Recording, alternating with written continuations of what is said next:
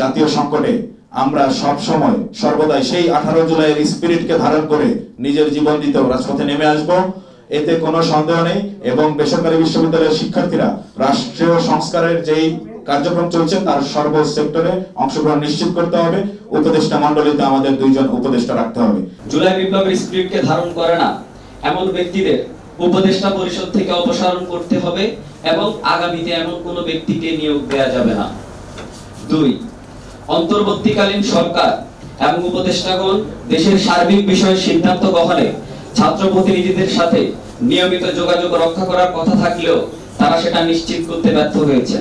সেক্ষেত্রে পরবর্তী সময় থেকে দেশের সার্বিক পরিস্থিতি বিবেচনায় সিদ্ধান্ত নেওয়ার ক্ষেত্রে ছাত্র প্রতিনিধিদের অংশগ্রহণ অবশ্যই নিশ্চিত করতে হবে। 3, দেশের সামগ্রিক রাজনৈতিক পরিস্থিতি, সমসাময়িক বিষয় এবং বাংলাদেশের ভবিষ্যৎ নিয়ে বেসরকারি বিশ্ববিদ্যালয়ের শিক্ষার্থীরা অত্যন্ত উদ্বিগ্ন, চিন্তিত এবং সচেতন। সেজন্য রাষ্ট্রযন্ত্রে বেসরকারি বিশ্ববিদ্যালয়ের ছাত্র প্রতিনিধিদের অংশগ্রহণ অবশ্যই নিশ্চিত করতে হবে। 4, বৈষম্য বিরোধী ছাত্র আন্দোলনে আহত অথবা নিহত সকল পরিবারকে পুনর্বাসন করতে হবে অতি দ্রুত সময়ের মধ্যে। পাশাপাশি হাসপাতালগুলোতে জুলাই বিপ্লবে আহতদের চিকিৎসা দেওয়ার ক্ষেত্রে যে সমন্বয়হীনতা, অব্যবস্থাপনা দেখা দিয়েছে সেটা অতি দ্রুত সময়ে নিরসন করতে হবে। কারণ আমরা বিশ্বাস করি যে যাদের আত্মত্যাগের উপরে দাঁড়িয়ে এই স্বাধীনতা আমরা পেয়েছি, তারা যদি সুষ্ঠু চিকিৎসা না পায় তাহলে এই স্বাধীনতার কোনো মূল্যই থাকবে না। 5, দ্রব্যমূল্যের ঊর্ধ্বগতি এবং দেশ জুড়ে বিস্তৃত সিন্ডিকেট ব্যবস্থার কষাঘাতে সাধারণ মানুষের নাভিশ্বাস উঠে যাওয়ার মতো পরিস্থিতি সৃষ্টি হয়েছে। এমন অবস্থায় বাজার মনিটরিং সহ দেশের সকল পর্যায়ে সিন্ডিকেট পথা বিলুপ্ত করার জন্য ছাত্রদের অংশীদারিত্বের ভিত্তিতে অতি শীঘ্রই একটা পেট্রোল টিম গঠন করতে হবে।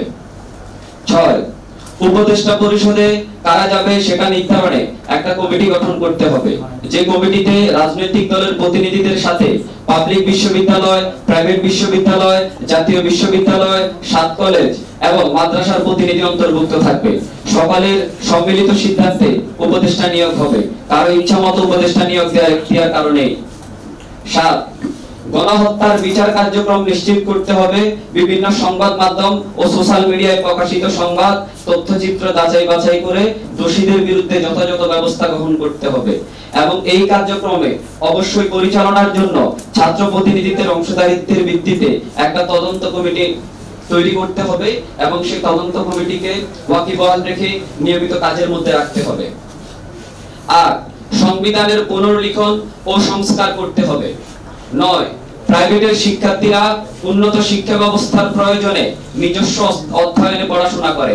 সেক্ষেত্রে প্রাইভেট বিশ্ববিদ্যালয়গুলোতে 15% আরোপিত ব্যয় প্রত্যাহার করতে হবে এবং গবেষণা খাতে আরো বরাদ্দ বাড়াতে হবে। 10, রাজনৈতিক গ্রহণযোগ্য ব্যক্তিত্ব, বাংলাদেশের মহান স্বাধীনতা সংগ্রামে অবদান আছে এমন ব্যক্তি এবং কৃষি নির্ভর বাংলাদেশে আন্তর্জাতিক মানের একজন বাংলাদেশি কৃষিবিদ বিজ্ঞানীকে উপদেষ্টা হিসেবে অতি শীঘ্রই নিয়োগ দিতে হবে। 11, সকল সংস্কার কমিশনে জনমত জরিপের মাধ্যমে সংস্কার কার্যক্রম পরিচালনা করে জনসাধারণের কাঙ্ক্ষিত সংস্কার নিশ্চিত করতে হবে। 12, জনপ্রতিনিধিবিহীন এই সময়ে সামাজিক নিরাপত্তা, গ্রাম্য বিচারিক আদালত চালু রাখার জন্য শক্তিশালী স্থানীয় সরকার মন্ত্রণালয়ের কার্যক্রম বৃদ্ধি করতে হবে। পাশাপাশি প্রাইভেট বিশ্ববিদ্যালয় থেকে একজন উপদেষ্টা নিয়োগ দিতে হবে।